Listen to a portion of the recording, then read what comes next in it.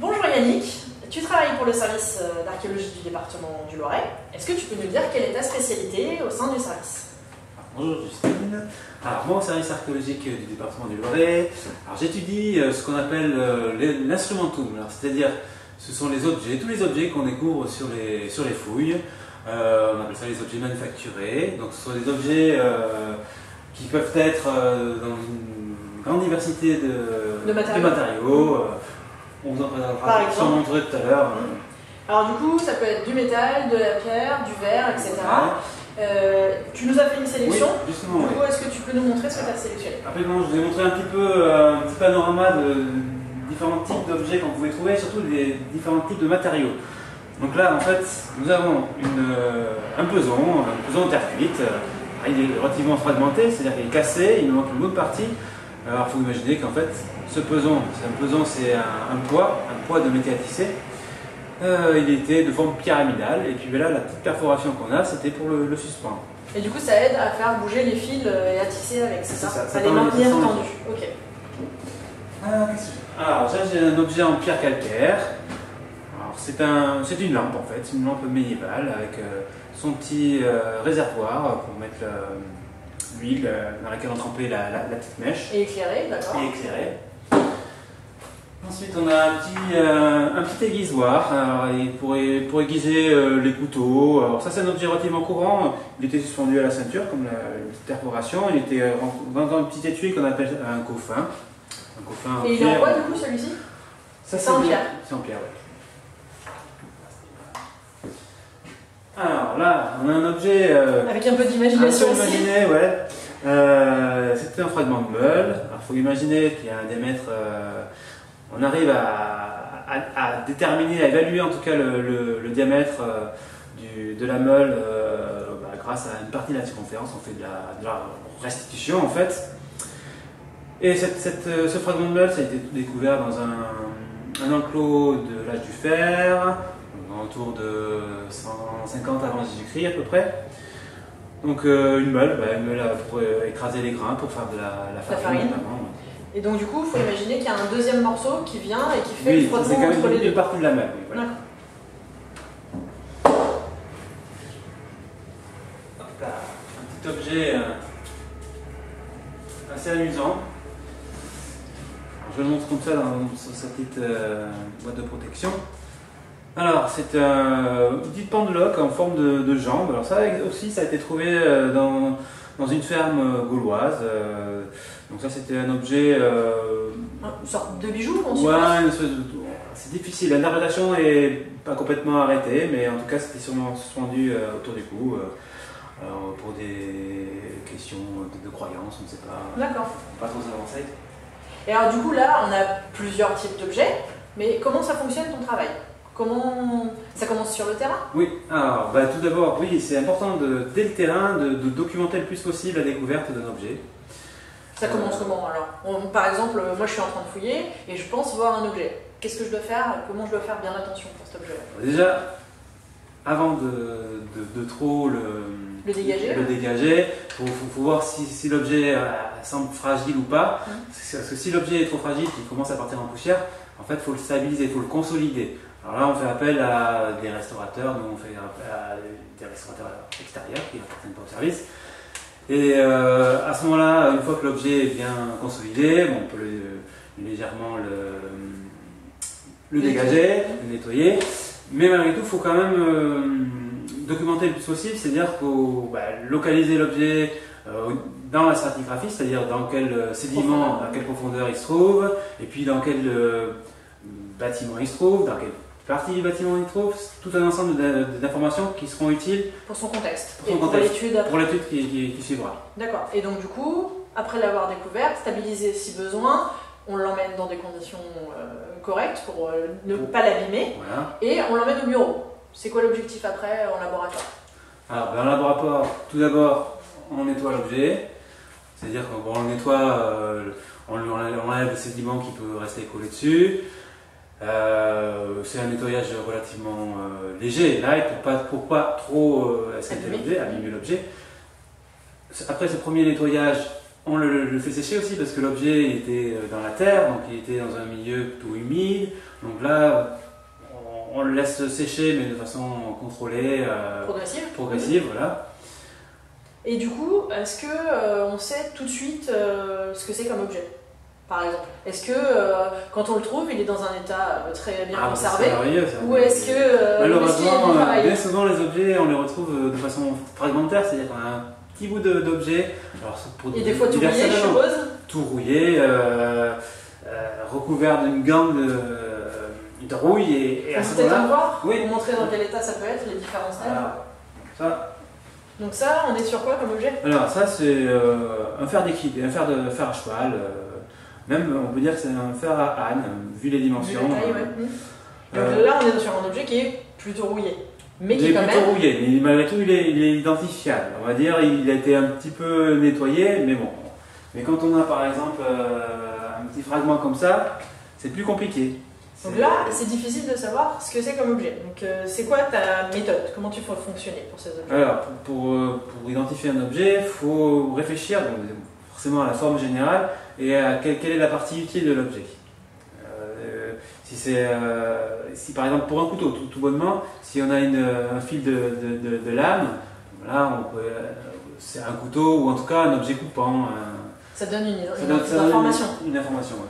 Et quand c'est une grosse boule de corrosion, par exemple, des fois, on a l'objet, c'est informe.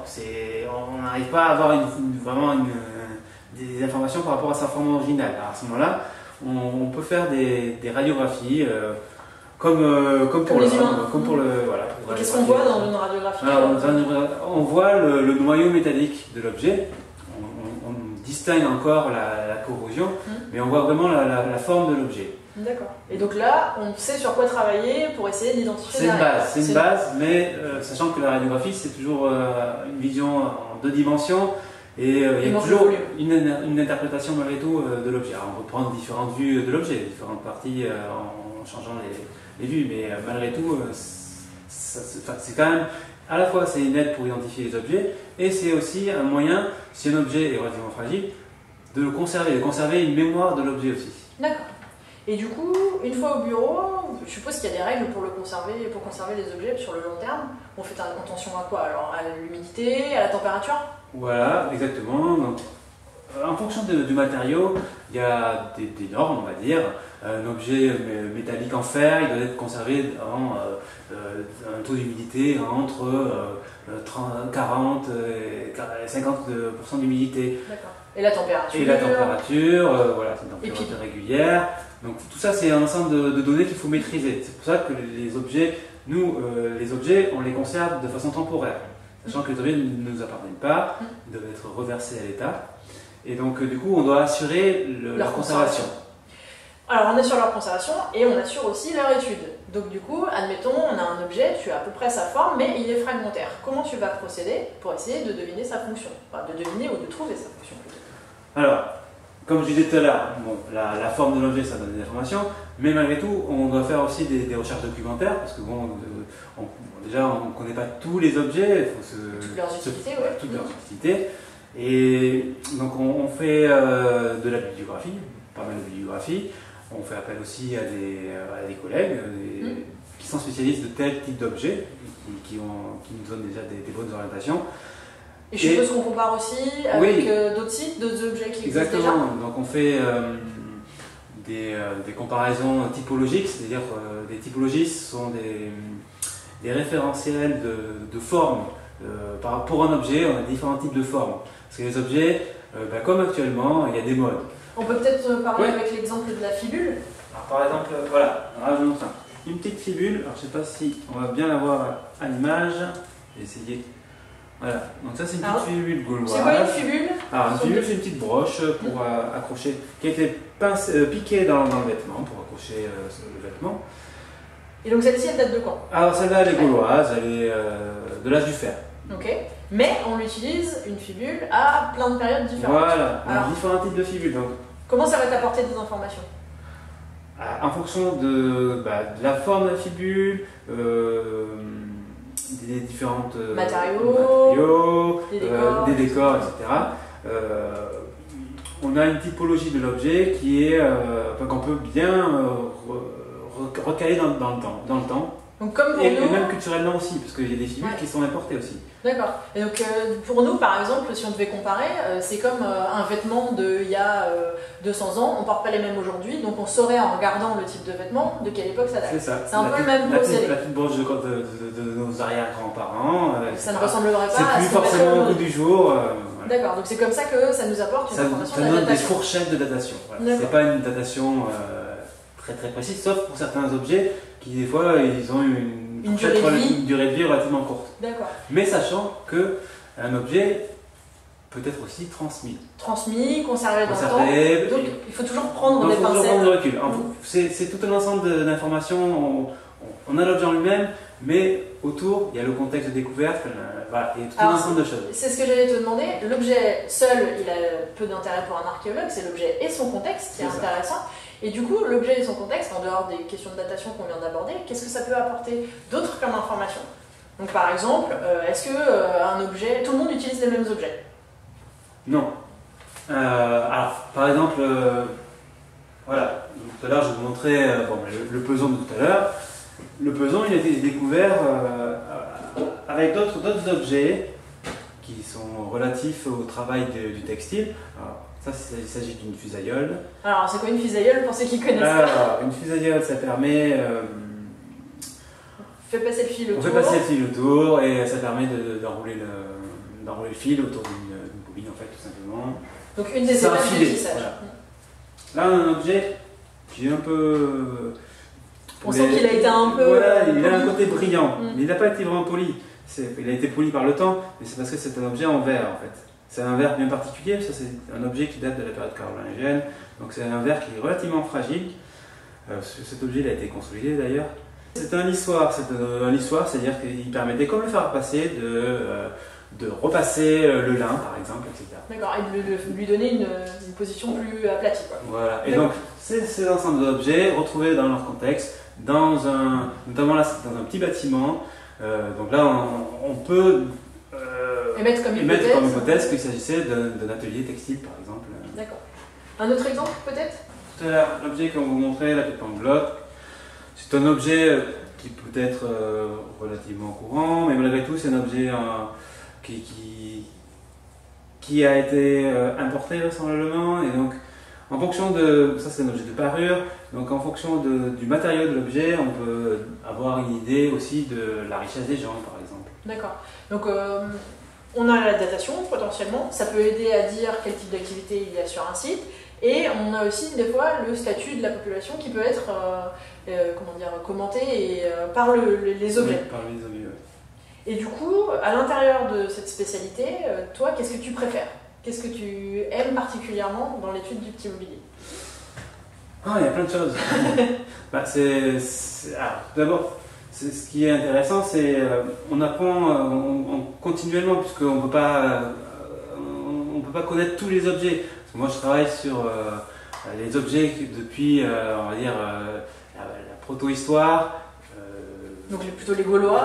Les Gaulois, l'âge du bronze, jusqu'aux périodes contemporaines, modernes, jusqu'au 19e, voire début 20e même des fois.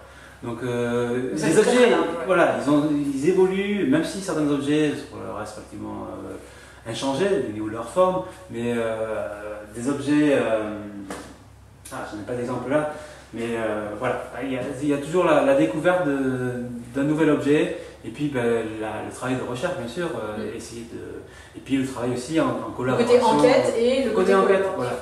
Et puis en collaboration avec des spécialistes de type d'objets ou des spécialistes, parce qu'on fait aussi analyser les objets pour savoir la composition, par exemple, ce qui peut donner des informations sur l'origine des matériaux.